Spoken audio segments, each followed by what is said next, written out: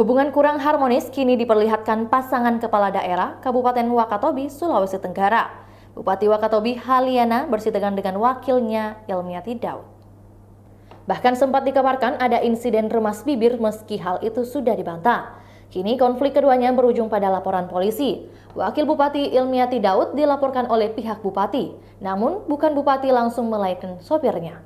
Laporan polisi ini dibuat usai terjadi keributan antara wakil bupati dengan sang bupati di ruang kerja bupati di Kabupaten Wakatobi, Sulawesi Tenggara pada Senin 15 Mei 2023 lalu. Kapolsek Wakatobi AKBP Dodik Tatok Subiantoro saat dikonfirmasi membenarkan laporan tersebut. Pihak yang melaporkan Wabub Wakatobi Ilmiati Daud adalah sopir dari Bupati Wakatobi Haliana berinisial T.